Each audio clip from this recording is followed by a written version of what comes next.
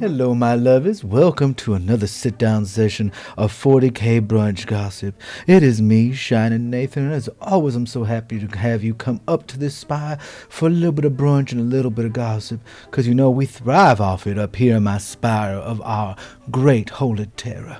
Now, the topic I'm going to gossip with you today, I learned from a friend of mine that's working for a Inquisitor and the Inquisitor Xenos, Order of Xenos, and this one's an interesting one because it goes back well before the time of the Imperium to the time of the War in Heaven.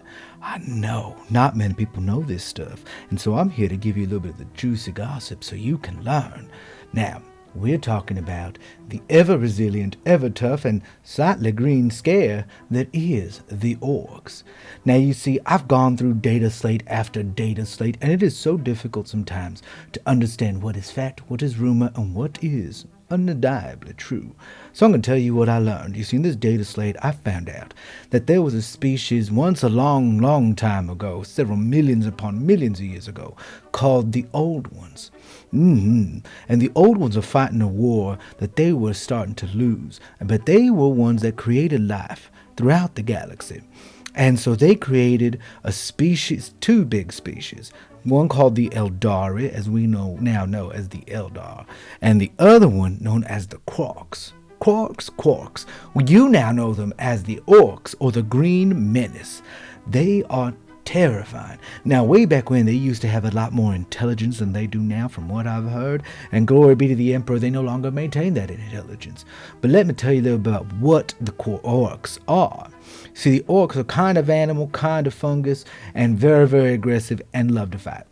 And through the power of imagination, they make their technology work. You see, way back when the Old Ones made the Orks, they were fighting a losing war with the Necron and the Catan. I may have spoken out of turn earlier. Necron and the Catan.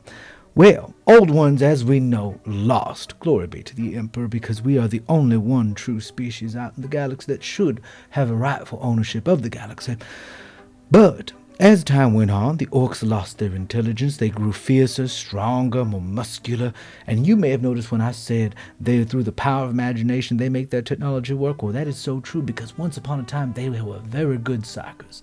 And all of their technology is just cobbled together, and it only works in their hands because they believe it works. Now, over time, they have become the Orks we know today. You see, they can kind of bend reality to make it be what they want it to be. If they want a missile to have a bigger explosion, they paint it yellow. If they want something to go faster, they paint it red, and so on and so forth, because they believe it. Because they have not realized that a part of their ability is an innate psychic ability to make things be what they want them to be. Now, the one mission that Orks love to do, the only thing they're out to do, is to fight. They infight amongst their war bands, infight amongst each other, amongst different war bands, and fight all of us out here, further threatening the sanctity of our holy Emperor's Imperium.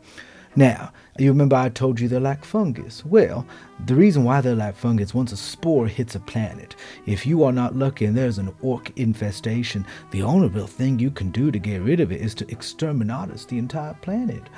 I know, that is so scary. I hope I never wind up, but I'm safe here in holy terror. Now, the Orks have this innate ability. Now, of course, they were originally created by the Old Ones, and they have expanded throughout the galaxy in fits and starts, and whenever they have different subspecies, we ain't got to go into them right now. But their goals are very simple. They like fighting, and through the power of imagination, they allow their technology to work. They cobble things together because the Old Ones, they gave them a genetic memory link or whatever, that they have an innate knowledge how to make things. And the more Orks there are in an area, the stronger their psychic presence is, the stronger their abilities are. And they have many different subclasses, from mech boys to weird boys to pain boys. Mech boys are the ones that cobble together to make their fierce mechs. Some can even potentially, so I've heard, rival our own Titan legions. But that's just rumor, I'm sure. But as well, they have the weird boys who are their psychers. And then they have their pain boys who are their doctors. And the biggest orc becomes war boss. And if enough orcs come into an area, they will eventually go on to what they call a wog.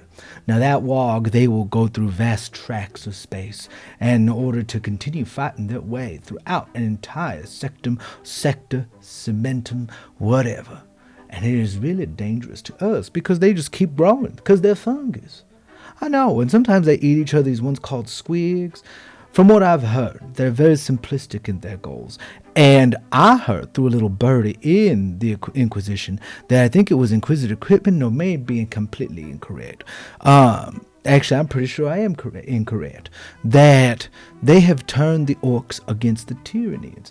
Now we can talk about another gossip session, the Tyranids. But because the orcs breed so rapidly, it's very unlikely that they will lose against the Tyranids who consume in order to get stronger.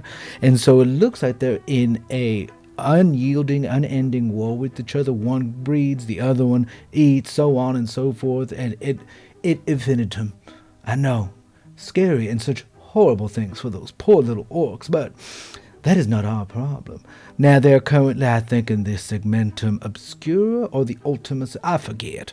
I could not get that clear of information. If you want me to go further into that conflict, I can gather that information for a nice fee. But yes, the orcs are big, strong, hulking green beasts, and they create things just cobbling it together, because if another species holds or tries to operate any of their weapons, it ain't gonna work. Scary business, I know. Oh, I love tea.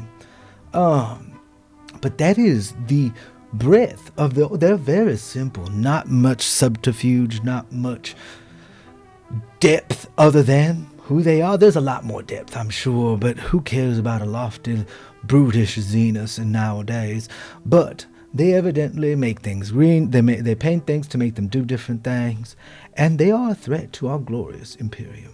So, I hope you enjoyed this telling. If you want to go into further in-depth knowledge of the orcs, I highly recommend you go to other channels like the Luton 09, I think it is. I forget. Luton. And then West Hammer. They do fantastic sessions on a more scholarly level of the information that you would require.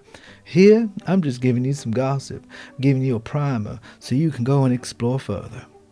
As always, feel free to turn on that notification if you enjoy this explanation of our 41st millennia gossip. I'll be more than happy to have you join us. As always, I'll see you next time when you come back up my spine to learn more about all the things in the 41st millennium. If you enjoyed this, consider becoming a patron over there on Patreon for as low as $3 a month so we can keep feeding the gossip meal. You take care, honey, and as always, glory be to the Emperor. If you enjoyed 40k Brunch Gossip, consider becoming a patron on my Patreon for as low as $3 a month at patreon.com/ShiningNathan. That is how I keep these projects going and myself fed. As always, glory be to the Emperor, and I love you.